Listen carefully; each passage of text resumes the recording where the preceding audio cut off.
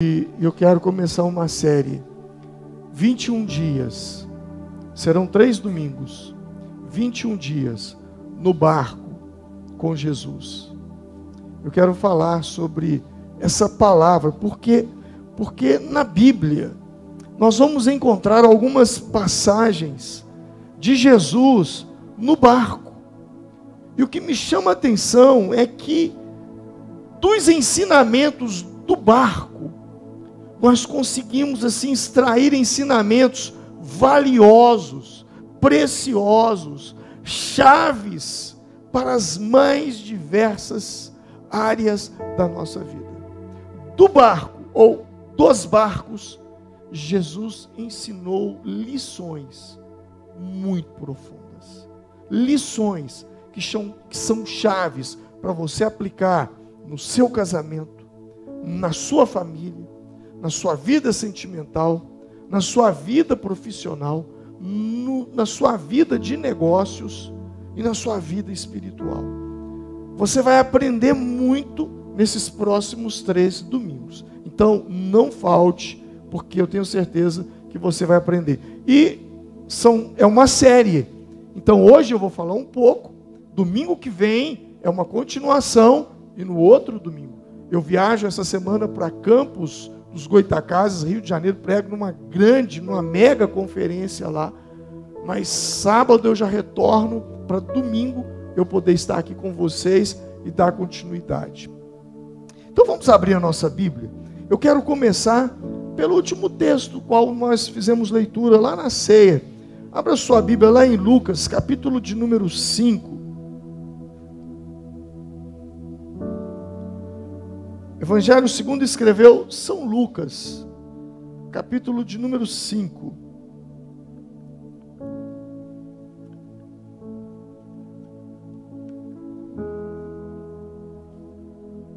Todos encontraram? Está no Novo Testamento. Evangelho de Jesus, escrito por Lucas. Verso 1. E aconteceu que, apertando-o a multidão para ouvir a palavra de Deus, estava ele junto ao lago de Genazaré. O lago de Genazaré, ele também era chamado de Mar da Galileia. E viu estar 2 barcos junto à praia do lago. E os pescadores, havendo descido deles, estavam lavando as redes. E entrando num dos barcos, aí Jesus entrou num dos barcos, que era o de Simão. Simão era o Pedro. E pediu-lhe que o afastasse um pouco da terra. E ausentando-se, ensinava do barco a multidão. E quando acabou de falar, disse a Simão: faze-te ao mar alto e lançai as vossas redes para pescar. Respondendo Simão, disse-lhe: mestre, havendo trabalhado toda a noite, nada apanhamos, mas sobre a tua palavra nós lançaremos, sobre a tua palavra eu lançarei a rede. E fazendo assim, colheram uma grande quantidade de peixes. E rompia-se-lhes a rede. E fizeram sinal aos companheiros que estavam no outro barco, para que os fossem ajudar. E foram, e encheram ambos os barcos, de maneira tal, que quase iam a pique. Vendo isso, Simão Pedro prostrou-se aos pés de Jesus, dizendo: Senhor, ausenta-te de mim, que sou um homem pecador, pois que o espanto se apoderara dele e de todos os que estavam com ele, por causa da pesca de peixe que haviam feito. De igual modo, também Tiago e João, filhos de Zebedeu, que eram companheiros de Simão, e disse Jesus a Simão: não temas, de agora em diante será pescador de homens. E levando os barcos para a terra, deixaram tudo e o seguiram. Amém. Amém. Você consegue imaginar essa cena? Você consegue imaginar o que nós lemos agora? Você consegue ver a praia, você consegue ver Jesus, você consegue ver o barco? Eu quero te ajudar a imaginar. Você não vai fechar os olhos, mas eu gostaria que vocês apagassem as luzes. Tem como a gente diminuir um pouco de iluminação? Obrigado. Presta atenção. O que nós lemos, nós vamos ver agora. Quero que jogue essa rede no mar. Um pouco mais distante. Eu não tenho nada contra você, professor. Mas fizemos isso a noite toda e nada.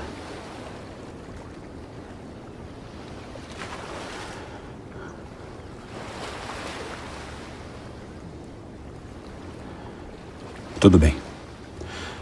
Já que pediu...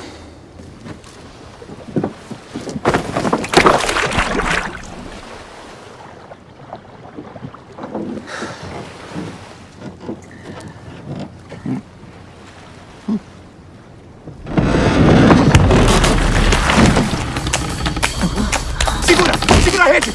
Segura! Segurou! Segura firme!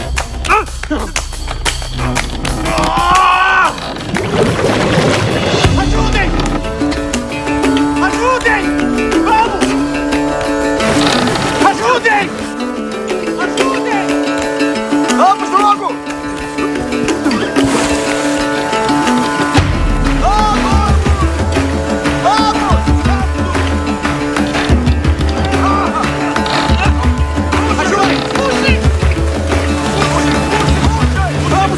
Puxe! Isso, puxe!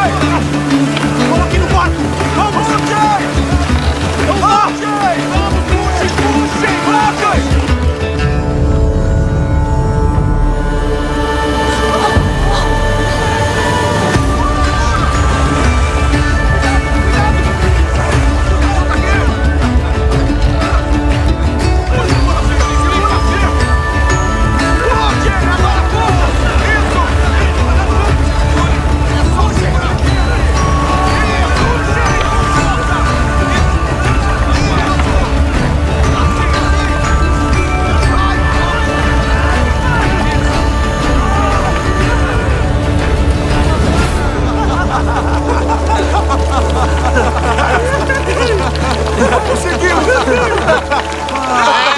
Simão! Eu te falei! Seguimos! Eu te falei!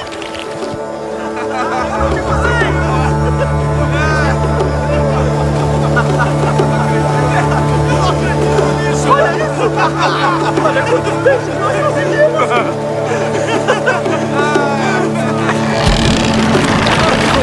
O barco vai virar! Saiam todos! Saiam!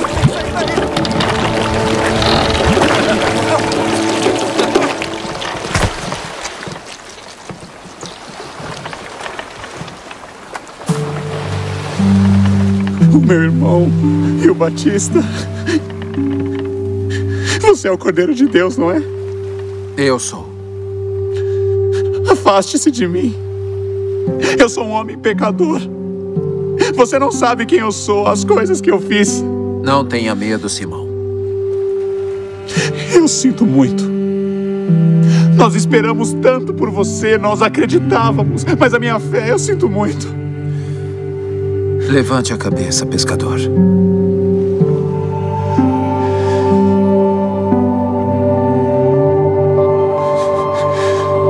O que você quer de mim? Eu farei tudo o que você quiser.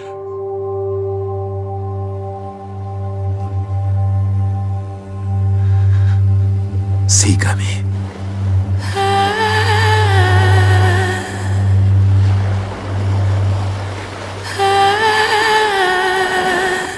Eu seguirei.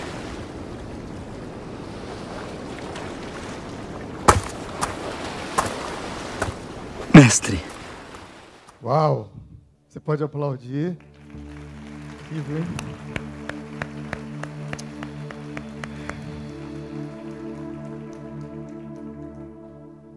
Poderoso, né? É tão bom ter esses recursos assim, né? Tecnologia a favor do reino de Deus. A gente lê, a gente visualiza. Eu amo esse Jesus do The Chosen.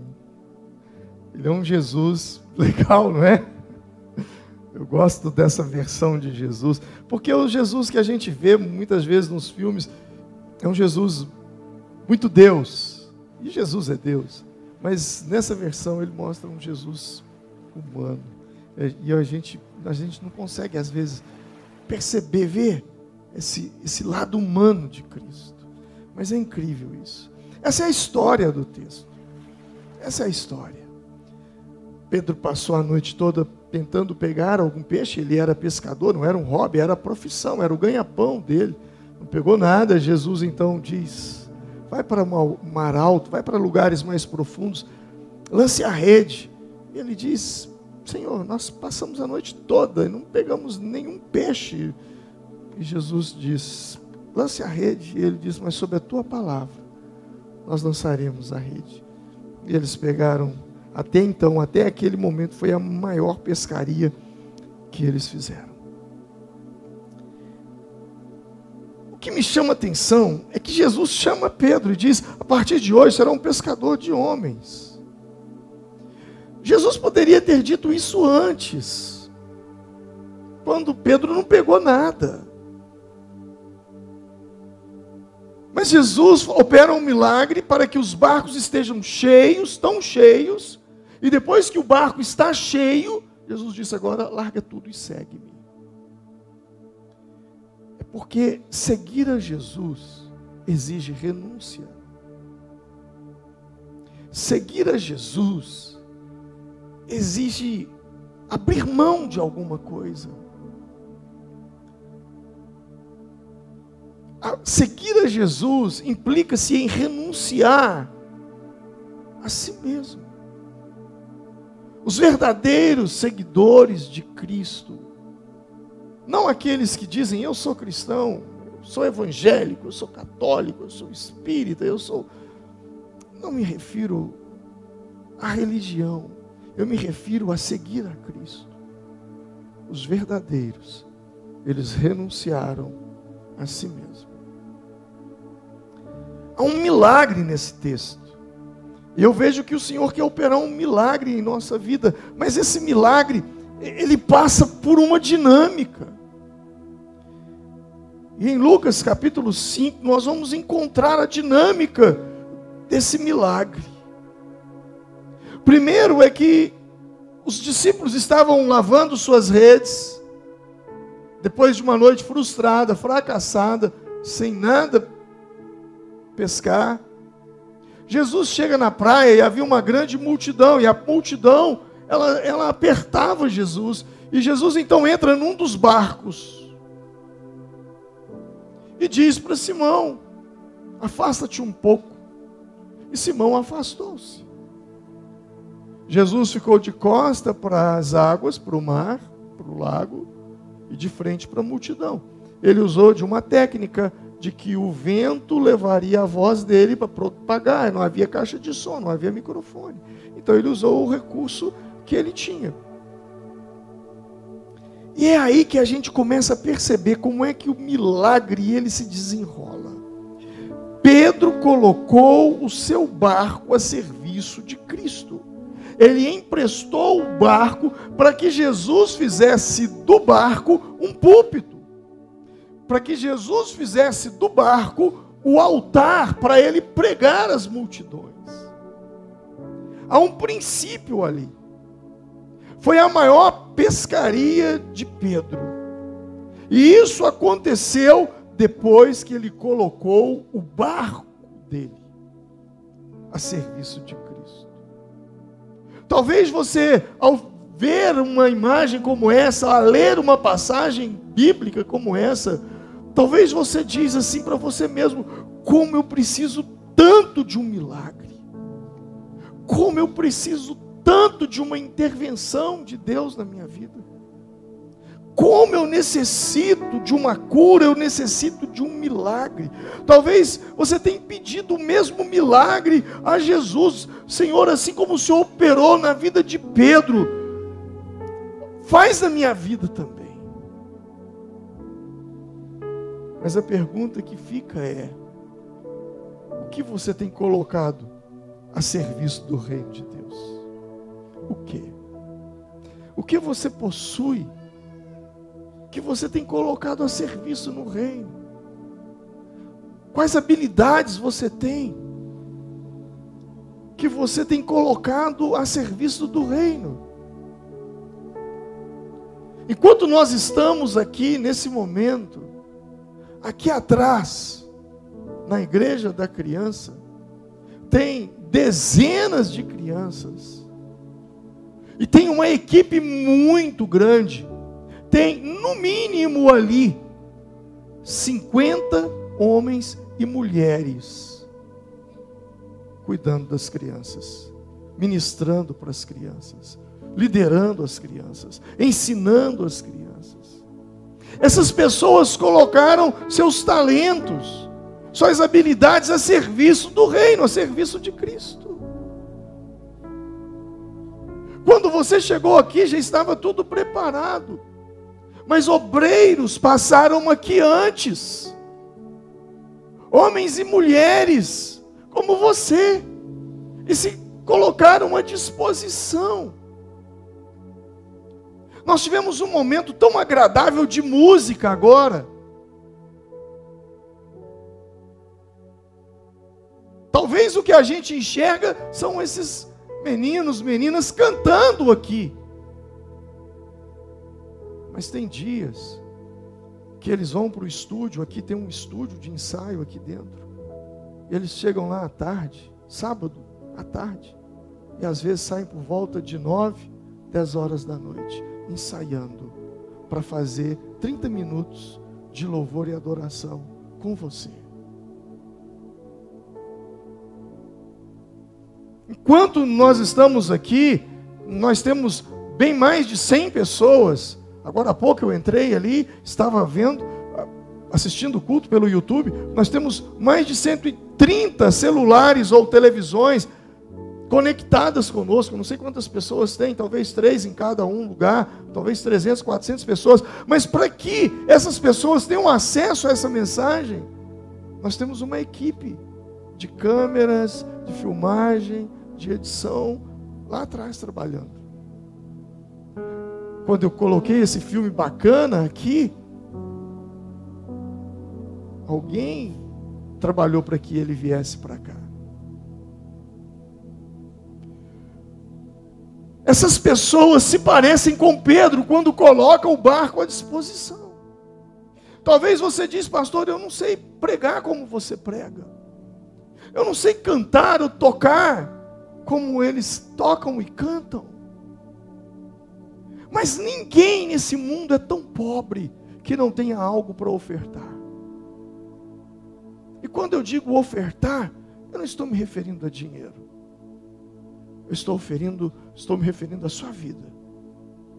Você tem qualidades. Talvez você nem consiga trabalhar num culto como esse, mas você pode envolver-se com projetos sociais. Você pode abrir um projeto. Você pode trabalhar num projeto. Sabe, as demandas são tão grandes. E às vezes alguém diz: nossa, mas a igreja é tão grande, ela não precisa de mim. Pelo contrário, uma igreja pequena é que não precisa de você. Uma igreja grande, quanto maior é a igreja, maior é a demanda, a necessidade. São inúmeras coisas. Nós temos em torno de 300 ou um pouco mais de 300 voluntários que trabalham dentro da nossa estrutura de igreja. Eu preciso de um milagre, mas a pergunta é: você tem emprestado o seu barco? Você tem se colocado à disposição? Talvez você diz: pastor, eu não sei como agir. Eu te falo: abra sua casa para que nela aconteça uma célula.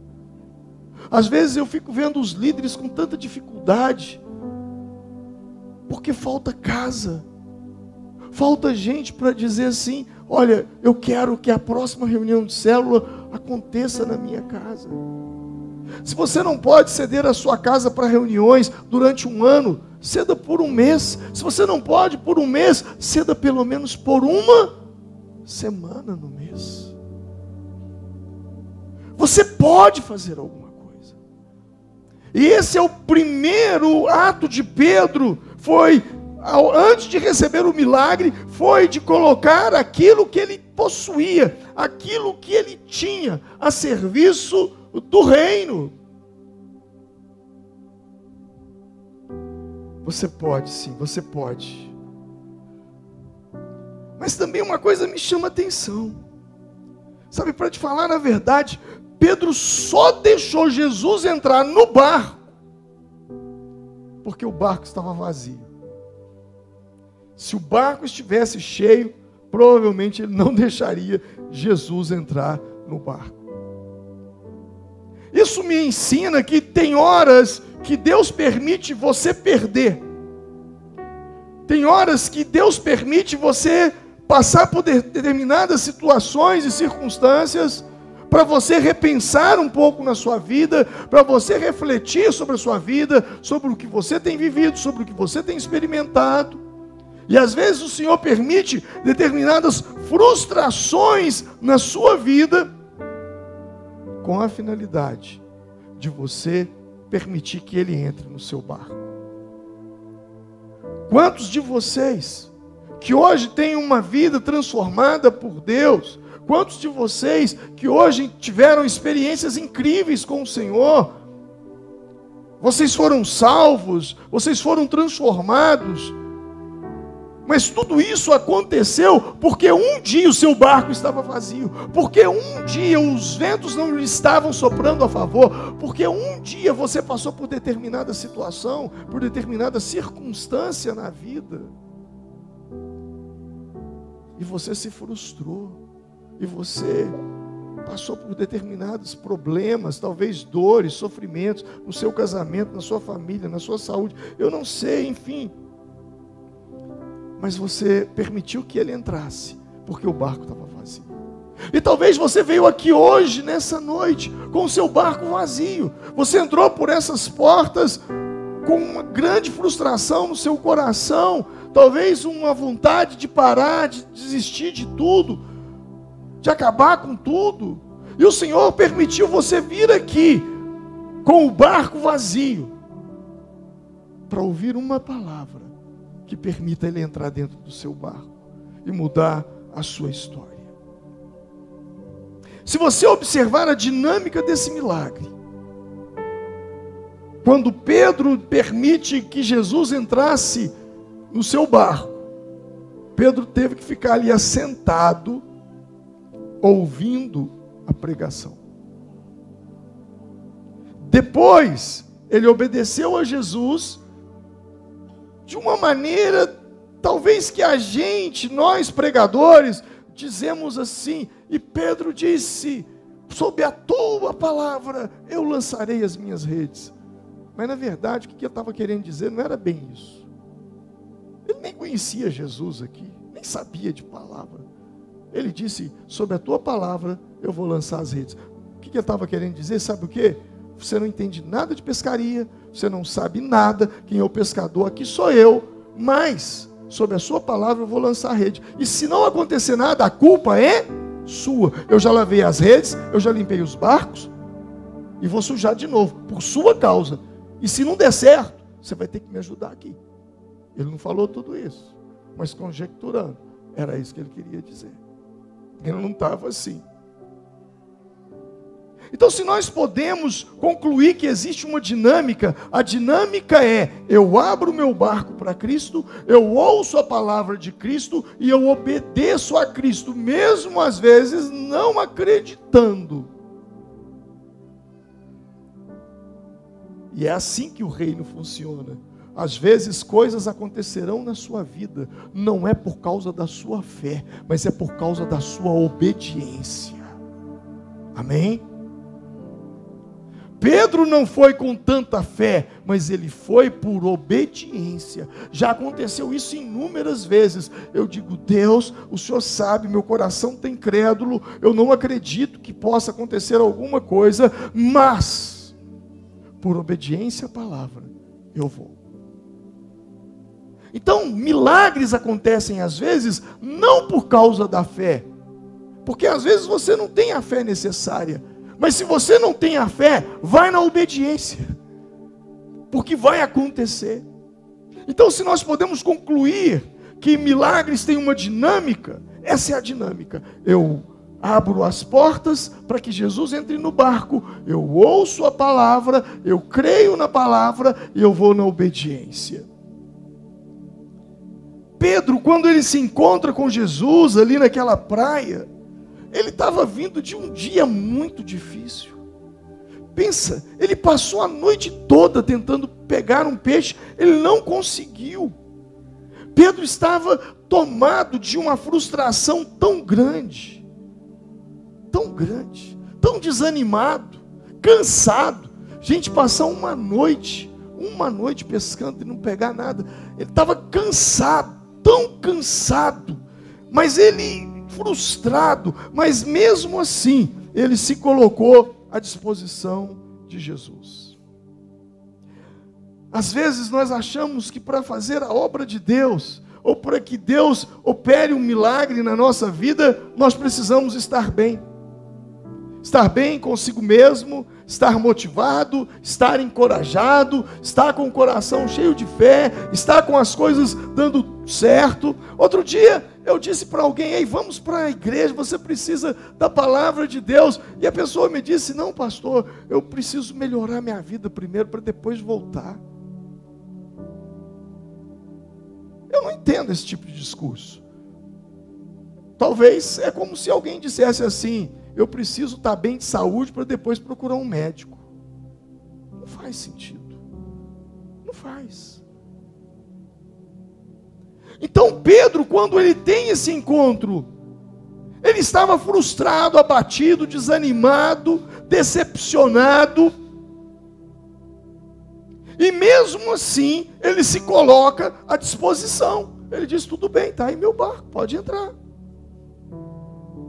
E é justamente nesses momentos que a gente está cabisbaixo, é justamente nesses momentos que nada faz sentido, é justamente nesses momentos que nós saímos de uma decepção, de uma grande frustração com uma determinada área ou situação na nossa vida. É justamente nesse momento que a gente pensa que a gente tem que melhorar para Deus fazer alguma coisa. É nesse momento que a gente está no ponto de ser usado por Ele.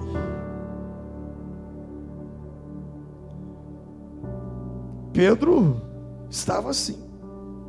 Observe, você líder de célula, as melhores reuniões que você liderou, as reuniões mais poderosas, foi aquela que você preparou um lanche bacana, foi aquela que você limpou a casa todinho, você estudou o estudo ali, ouviu a pregação, participou do culto, ouviu novamente a pregação pelo YouTube, para se preparar ainda mais, preparou a casa, colocou os panfletos nos assentos, nas cadeiras, preparou o lanche. E apareceu uma, ou quando muito, duas pessoas. Dá um desânimo, não dá? Dá, fala a verdade aí, líder. Você fala: quer saber de uma coisa? Eu não vou mexer com isso mais não. Pelo amor de Deus, eu preparei tudo, eu orei, eu consagrei, eu preparei o lanche, eu fiz tudo. Não veio ninguém, ou quase ninguém. A gente fala ninguém, a gente chama de um ou dois ninguém. Mas mesmo assim você disse: não, bom, já que vocês vieram, então vamos fazer reunião de célula. Aquela foi a reunião. O poder de Deus desceu, a unção de Deus desceu. Não havia músicos, todo mundo desafinado, mas a presença de Deus no louvor foi tão forte. O ensinamento foi tão poderoso, que você sabe, quando terminou a reunião, você falou: gente, de onde eu tirei isso? Que revelações foram essas dentro da palavra de Deus? São nesses momentos que nós perdemos o controle, é que Deus opera, porque Ele tem o controle. Sabe, e muitas vezes nós criamos em nossa mente um padrão de perfeição para servir a Deus, um padrão que nós jamais alcançaremos. Quando as pessoas estão se convertendo naquele primeiro amor, muitas delas dizem assim: eu estou vindo aqui na igreja, mas eu não me acho digno. Como no vídeo ali de Pedro, eu não me acho digno de estar aqui, porque eu sou tão pecador. Você não vai demorar muito tempo para saber que nós somos piores que você. Mas às vezes a gente cria um padrão tão alto que a gente nunca vai conseguir ser usado por Deus. Ou às vezes nós olhamos para algumas pessoas como fariseus, que vestem ali aquelas roupas da religiosidade e que montam um padrão de Deus para nós, que a gente não consegue. Quando eu falei que eu gosto desse filme, desse Jesus, é porque ele mostra um Jesus simples. Um Jesus que vai a bodas de Canaã, numa festa de casamento, e ali se diverte. Mostra um Jesus. Alguém um dia me perguntou: pastor, Jesus, ele era uma pessoa sorridente ou ele era uma pessoa de cara fechada? Sério? Eu disse: Jesus era sorridente. E ele disse: me prova na Bíblia. Eu disse: é simples. Aonde Jesus chegava, as crianças vinham até ele. Os discípulos tiravam as crianças e Jesus dizia: deixe vir a mim os pequeninos. Eu te pergunto, criança vai para o colo de gente carrancuda? Sim ou não? Não. Então Jesus, ele não era essa pessoa que a religião pinta para nós. E às vezes nós criamos uma áurea, uma coisa assim que nós não vamos conseguir manter isso. E Jesus criticou isso o tempo todo contra os fariseus: raça de víboras, sepulcros caiados, vocês pintam por fora, mas por dentro vocês estão podres.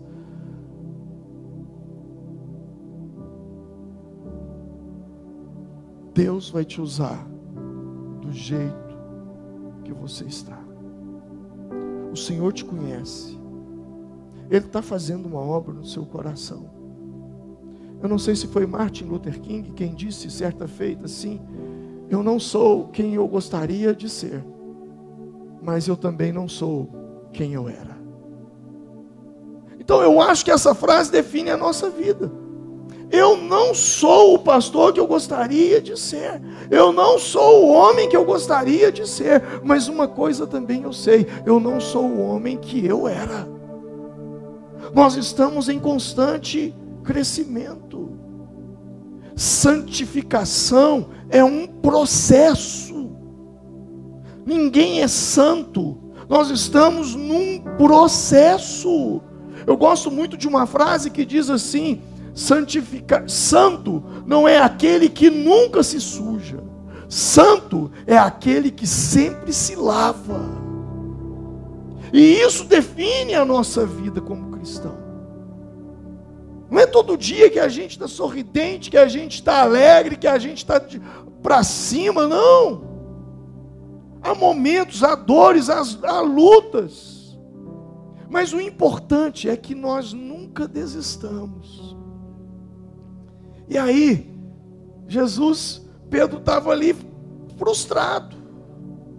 E talvez eu, no lugar de Pedro, estava querendo abandonar tudo ali, porque não estava dando certo.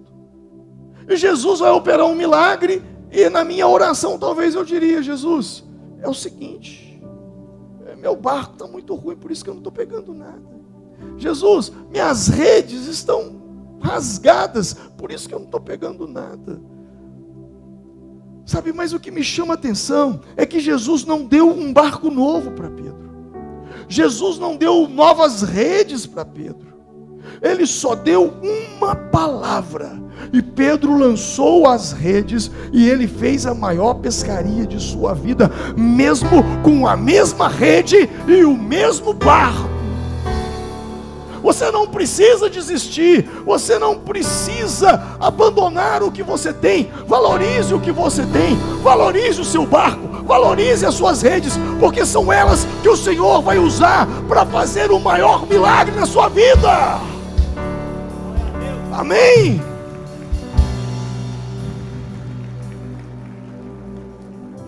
Uma coisa eu tenho aprendido ao longo desses anos: o Senhor nunca usa aquilo que eu não tenho. Ele sempre usa aquilo que eu possuo. Deus, o milagre que você tanto crê, ele já está dentro de você, porque o Senhor vai usar aquilo que você possui. O Senhor vai usar aquilo que você tem.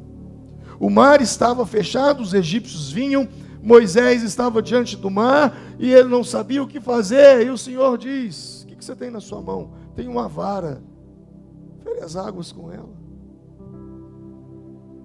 Davi vai enfrentar Golias. Alguém chega, está aqui a espada, está aqui a armadura. Ele até tentou vestir aquilo, disse: não dá certo. O que você tem? Eu tenho uma funda e pedra. E é isso que o Senhor vai usar para operar um milagre na sua vida. A viúva que os credores queriam levar o filho como escravo para pagar a dívida do marido, o profeta pergunta: o que você tem? Ela diz: nada, não, eu tenho um pouco de azeite. E foi o azeite que Deus usou para multiplicar e pagar a dívida e viver do resto. Jesus tinha uma multidão de 5.000 homens. O que daremos a estes para comer? Os discípulos ficaram malucos. Um sai de um lado, procura um chega: olha, eu consegui 200 denários. Aí vem um e diz: olha, eu consegui, que tinha um garoto ali, eu peguei dele 5 pães e 2 peixinhos. Então o Senhor não usa o que você não tem, o Senhor usa o que você tem. Talvez eu e você, no lugar de Pedro, naquele momento ali, nós estávamos abrindo mão de tudo aquilo. Não, eu preciso de uma rede nova, colocando defeito, colocando desculpa, numa série de coisas.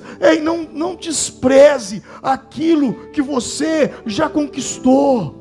Não desista, mas não desista do que você já conquistou. Apenas creia que aquilo que você já tem, Deus vai usar. Use as suas redes, use o seu barco.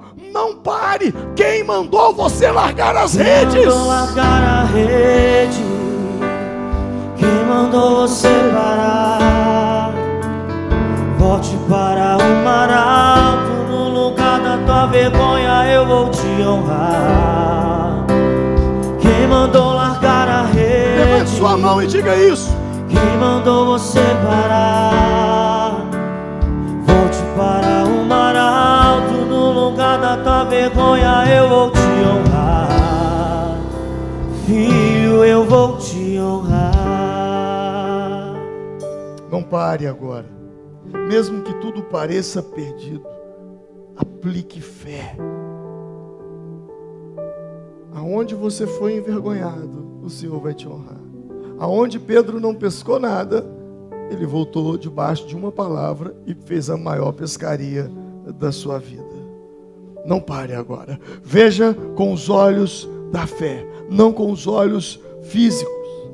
O problema é que nós não vemos as coisas como elas são. Nós vemos as coisas como nós somos. Repita comigo: eu não vejo as coisas como elas são. Eu vejo as coisas como eu sou. É assim que nós vemos a vida. Você não vê como elas são. É simples. Você está dirigindo um carro e você está bem alegre e divertido, e alguém buzina atrás de você. Você diz: olha, de onde ele me conhece? Você brigou em casa, você está mal-humorado, você está com um monte de problema, você está péssimo. Alguém buzina atrás de você. Ô, burro, você não sabe dirigir. A mesma buzina, a mesma cena. O que mudou? Como eu estou. Então nós não vemos as coisas como elas são, nós vemos as coisas como nós somos. Isso é extremamente importante nós entendermos. Tem pessoas que elas têm fé para Jesus curar uma enfermidade, mas elas não têm fé para Jesus operar uma provisão financeira na vida dela. E eu conheço tanta gente. Eu conheço tanta gente que tem fé para orar por cura de doença, mas não tem fé para orar por uma provisão financeira.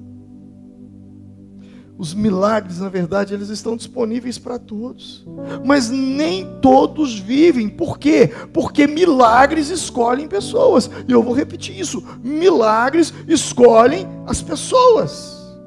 Pastor, o senhor está falando que milagre escolhe? Sim, e ele escolhe quem? Os mais ricos, os mais bonitos, os mais inteligentes? Não, eles escolhem pessoas que creem e não duvidam no seu coração. Eles escolhem pessoas que têm fé. E o que é fé? Fé é o firme fundamento das coisas que se esperam e a prova das coisas que não se veem. Diga comigo: firme fundamento das coisas que se esperam e prova das coisas que não se veem.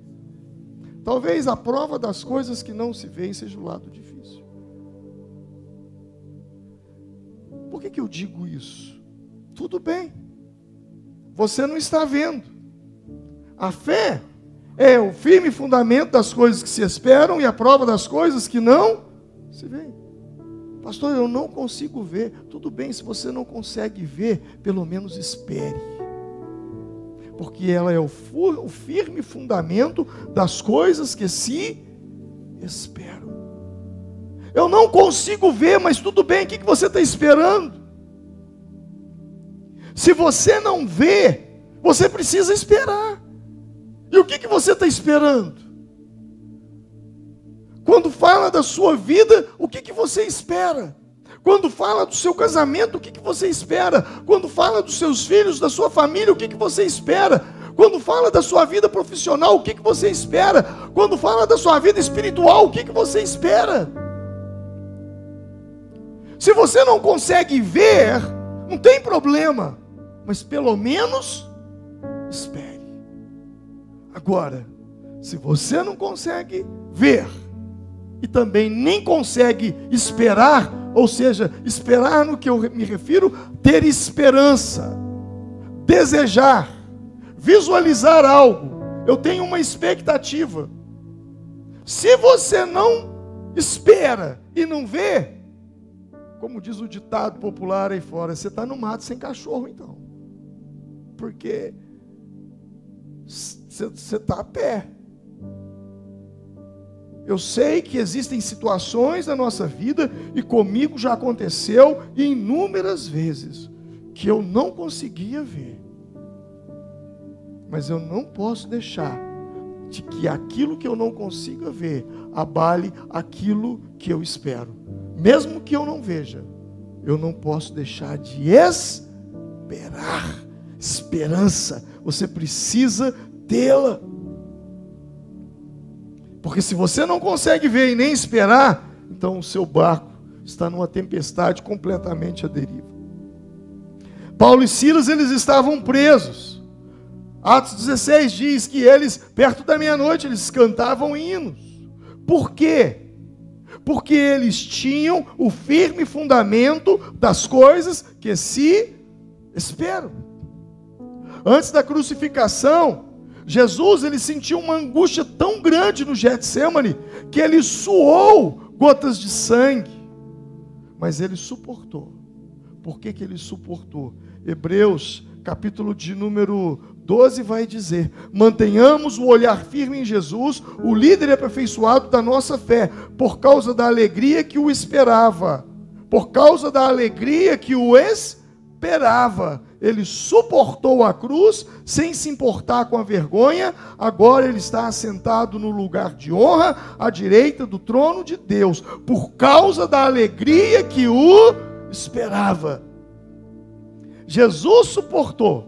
Por quê? Porque ele sabia que havia uma alegria proposta, que a cruz não era o final da história. Isso é muito importante, porque quando você já sabe o destino final e a promessa que Deus tem para você, a jornada não te deixa ansioso. E eu vou repetir isso, porque isso é extremamente importante. Quando você sabe o destino final e a promessa que Deus tem para você, a jornada não se torna ansiosa. Eu vou falar a coisa mais boba que você ouviu nesse domingo. Vou falar agora. Talvez mais sem sentido. E matematicamente falando, ela é muito sem sentido. Mas eu acho que você vai concordar comigo. Você já percebeu que quando você vai a algum lugar que você não conhece, você já percebeu que a volta é mais rápido do que a ida? Ou isso acontece só comigo? Você está indo, gente, mas que lugar longe, não chega, onde é que esse lugar, meu Deus, que lugar é esse? E você fica ali o tempo todo, não, mas não chega, nós já andamos tanto e ainda não chegamos. Aí chegou no lugar, você não conhecia a estrada, você não conhecia o caminho, você não sabia onde era. Não é que você errou o caminho, não, você fez o caminho certo. Mas na volta, quando você volta para casa, você fala, ué, que estranho, parece que a volta foi mais rápida do que a ida. Como? Se você passou pelo mesmo caminho e foi na mesma velocidade. Que sensação de rapidez é essa? Nada mais é do que a sensação de saber o caminho. Quando você sabe o caminho, quando você sabe o destino final e a promessa que Deus tem para você, a estrada não te deixa ansioso. Você já parou para pensar que Jesus, como carpinteiro, Jesus, ele trabalhou como carpinteiro, com seu pai ali, com José, ele trabalhou. Você já se deu conta que Jesus trabalhou com os mesmos elementos que o crucificaram? Durante toda a vida de trabalho de Jesus, ele trabalhou com madeira, martelo e prego. Madeira, martelo e prego. Ele sabia o destino final. Ele sabia que ele seria crucificado. Mas mesmo sabendo que seria crucificado com martelo, prego e madeira, ele não ficou ansioso. Por quê? Porque ele sabia o destino final. Ele sabia que a cruz não era o fim. Eu sei que muitos de nós temos gatilhos mentais e emocionais que quando nós nos lembramos ou vivenciamos alguma situação um pouco parecida com traumas que nós tivemos na vida, aquilo desperta uma crise de ansiedade, aquilo nos deixa apavorados. Agora imagine Jesus. Desde a fundação do mundo, ele sabia que seria crucificado. Porque a Bíblia diz do Cordeiro que foi morto desde a fundação do mundo. Mas mesmo sabendo, e toda vez que ele pegava um martelo, que ele ia pregar um prego, provavelmente aquelas batidas o faziam ver o que o aguardava no futuro. E em nenhum momento ele se deixou levar, em nenhum momento ele se deixou atormentar por aquela ideia. Por quê? Porque ele sabia que aquele não era o fim dele. Numa determinada experiência no barco, Jesus estava no barco, havia uma grande tempestade, o barco estava a ponto de naufragar, os discípulos desesperados. Você se lembra dessa passagem? O que Jesus estava fazendo no barco? O que Jesus estava fazendo no barco? Dormindo. Por quê? Porque ele sabia que o final dele não era morrer afogado. Então, ele sabia que aquilo não era o fim. Quando você tem uma promessa de Deus, quando você tem uma palavra de Deus, quando você sabe a quem você serve, em quem você tem crido, você não teme determinadas coisas. Por quê? Porque você sabe que aquele não é o seu fim. Jesus, ele não ficava ansioso. Por quê? Porque quem conhece o seu destino não fica ansioso na sua caminhada. Quem conhece Jeremias 29:11 diz: porque eu sou o que conheço os planos que tenho para vocês, diz o Senhor, planos de fazê-los prosperar e não de causar danos, planos de dar a vocês esperança e um futuro. Quando você estiver passando por uma situação difícil, se agarre nessa passagem. Senhor, eu sei que o Senhor conhece os planos que o Senhor tem para mim. Eu sei que o Senhor tem planos de me fazer prosperar e não de me causar danos, planos de me dar esperança e um futuro. Eu volto a dizer, nós não vemos as coisas como elas são, mas nós as vemos como elas são. Jesus já havia dito isso. A candeia do corpo são os olhos, de sorte que se os teus olhos forem bons, todo o teu corpo terá luz. Então a pergunta que eu lhe faço é: como você está olhando para a sua vida? Como você está olhando para o seu casamento? Como você está olhando para a sua vida profissional? Como você está olhando para os seus filhos? Como você está olhando para a sua saúde? Ei, pastor, eu não vejo nada, mas há um firme fundamento das coisas que se esperam. Então se ancore nisso. Faça disso a sua âncora. Mas o que me chama a atenção nesse texto é que não era apenas um milagre para suprir uma necessidade. Não. Jesus fez aquele milagre com um propósito. Aliás, tudo o que Deus faz tem um propósito. Todos os milagres que o Senhor pode fazer tem um propósito. Um propósito que Ele nos quer revelar através daquela situação. Quantas vezes nós nos cansamos em busca de Deus para suprir as nossas necessidades? Quantas vezes você sai correndo atrás de algo, mas você nunca alcança? Por quê? Porque Deus não investe em necessidade. Necessidade Deus supre.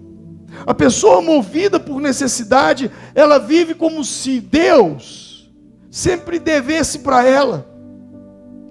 A pessoa que é movida por necessidade, ela cria uma autocompaixão, um vitimismo.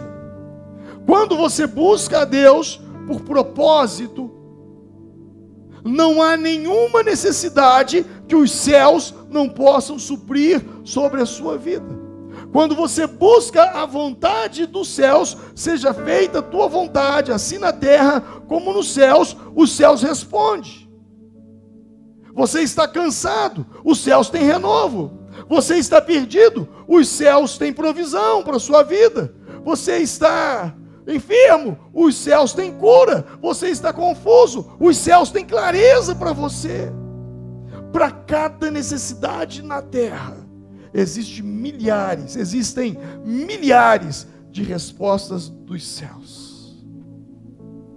O fato é que muitas vezes, ao invés de buscarmos o propósito, nós estamos buscando o acréscimo. Esse milagre de Jesus, ele tinha um propósito. E o propósito que ele fez, aquela grande operação ali, aquele mover nos peixes, só tinha um propósito: chamar Pedro para uma visão maior. Chamar Pedro para viver o propósito de Deus na vida dele. Então não era sobre o milagre da pescaria, era sobre o chamado de Pedro. Aprenda uma coisa é propósito, outra coisa é acréscimo. Diga comigo, uma coisa é propósito, outra coisa é acréscimo. Quando você vive o propósito, você entra no acréscimo, e eu vou te explicar isso. Mateus capítulo 6, verso 33, os versículos anteriores, Jesus estava falando sobre ansiedade. Não estejais ansiosos por coisa alguma. Mas num determinado momento, Jesus diz: mas buscai em primeiro lugar o reino de Deus e a sua justiça, e todas essas coisas vos serão o quê? Acrescentadas. Diga comigo, acrescentadas. Agora repita comigo, uma coisa é propósito. Outra coisa é acréscimo. Agora você entendeu? Por que eu estou dizendo isso? Porque tem muita gente trocando. Ao invés de seguir a Jesus por um propósito, eles estão seguindo a Jesus por um acréscimo.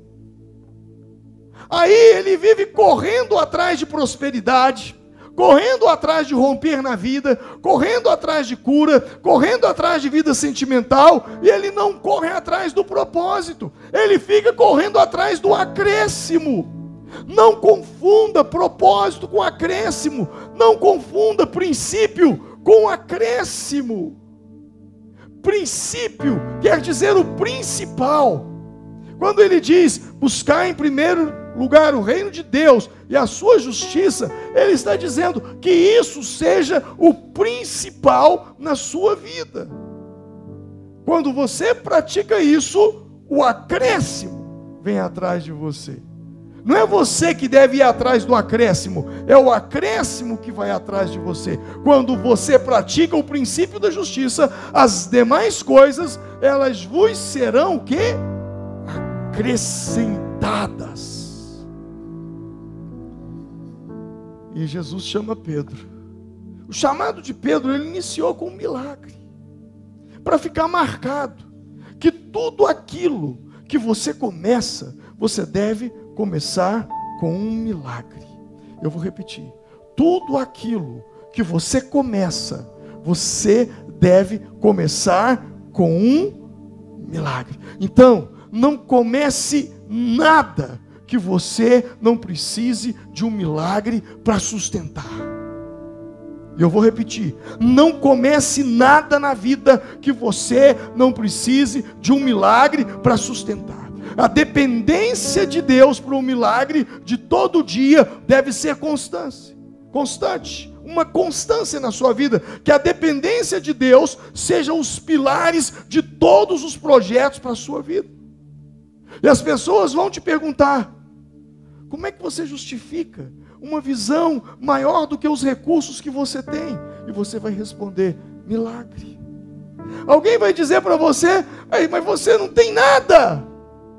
Você vai dizer, mas é milagre. Não, mas você não tem nada. Então você diz, mas você nunca leu na Bíblia que o nada é matéria-prima para Deus fazer tudo? Gênesis 1:2 diz, e a terra era sem forma e vazia, e havia trevas sobre a face do abismo, e o Espírito de Deus se movia sobre a face das águas. E disse Deus, do nada Ele faz tudo. Então eu quero estar vivendo coisas que a única forma de explicar o que eu estou vivendo é milagres. Deixa eu te fazer uma pergunta. O seu trabalho, você precisa de um milagre? Ou está tudo sob controle? Se está tudo sob controle, é justamente isso aí que você está vivendo. Está legal, você é salvo. Mas só que você não vai ter grandes experiências. Você precisa se envolver em coisas que peça milagres. Você está entendendo? Nós precisamos nos envolver com coisas que são maiores do que nós, porque é lá que Deus está. E quando elas acontecerem, todos vão olhar e vão dizer, foi um milagre. E o nome dele é glorificado. Não é sua sabedoria, não é sua inteligência, não são suas habilidades. Foi um milagre. Então Jesus começa fazendo um milagre, para mostrar que Pedro precisaria de um milagre todos os dias. E eu tenho aprendido que são os milagres de ontem que sustentam os milagres de hoje. Às vezes são os pequenos milagres que ativam a nossa fé, para que eu e você possamos viver grandes milagres em nossas vidas. Como diz o Salmo 103, não te esqueças, bendiz a minha alma ao Senhor, bendiga-o tudo quanto há em mim, e não te esqueças de nenhum dos teus benefícios. são os pequenos milagres que ativam grandes milagres. Uma coisa é você viver uma religiosidade, outra coisa é você viver uma vida de milagres, porque Deus não se explica. Deus a gente experimenta, não é explicação, é experiência. Deus não se explica. Dono de toda ciência, sabedoria e poder, dai-me de beber da água da fonte da vida. Antes que o mar já houvesse, Ele já era Deus, se revelou ao ser. Levante sua mão. Do crente ao ateu, ninguém explica Deus.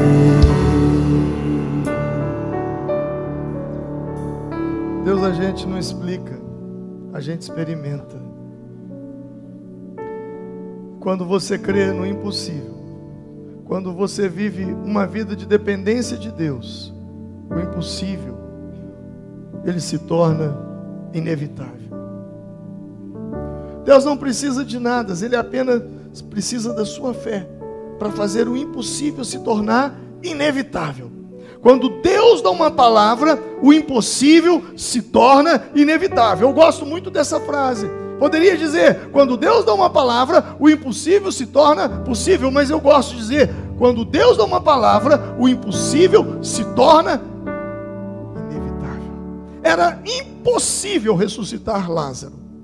Uma palavra foi inevitável para ele voltar a viver. Era impossível Abraão ter filhos, mas ele tinha uma promessa, e isso tornou inevitável ele ter filhos. Era impossível José governar o Egito. Deus lhe fez uma promessa, e um dia ele dorme na cadeia e ele acorda no outro dia governando todo o Egito. Era impossível o mar se abrir, mas um comando tornou inevitável que ele se abrisse. Era impossível que a Virgem Maria desse à luz sendo virgem, mas o Espírito Santo a visitou e tornou-se inevitável que Jesus nascesse. A fé faz com que o impossível se torne inevitável. Você já prestou atenção nesse milagre? Nesse milagre especificamente da pesca milagrosa? Jesus operou muitos milagres. Jesus, ele curou pessoas que tinham os seus ossos todo atrofiados, seus nervos, e as pessoas tiveram seus ossos, seus nervos restabelecidos, e elas andaram. Jesus, ele tocou no tímpano dos surdos, e eles ouviram. Jesus tocou nas pregas vocais dos mudos, e eles falaram. Jesus tocou na retina dos olhos dos cegos, e eles viram.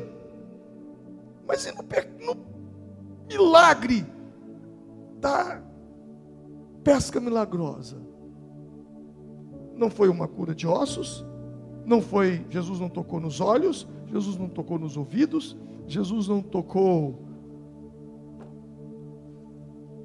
Esse milagre, ele foi um milagre na mente. Preste atenção nisso.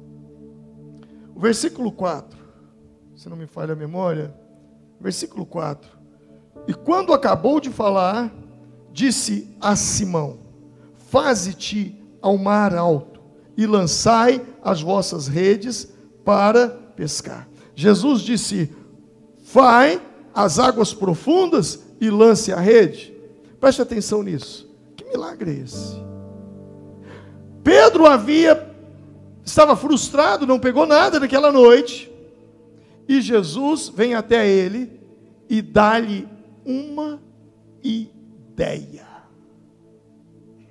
Sabe qual foi o nome desse milagre? Ideia. Talvez tudo que você está precisando é de uma ideia. Quem está entendendo? Não foi a aparição dos peixes, os peixes já estavam ali. Tudo que eles precisavam era de uma ideia. Talvez você está pensando em abandonar o barco, talvez você está pensando em trocar as redes, mas na verdade tudo que você está precisando é de uma ideia. Talvez você já disse: olha, eu vou abandonar essa profissão, eu vou mudar de ramo. Tudo que você precisa é de uma ideia. Vai para as águas profundas, lance a rede. Eu estou concluindo já. E quando eu concluo essa palavra, sabe, eu fico pensando, porque tudo foi uma ideia. Fé, ela exige foco. E foco nunca é no como, e sim no que. Quando Jesus mandou Pedro ir às águas profundas, Pedro apresenta um como. E como? Eu já tentei, não deu certo.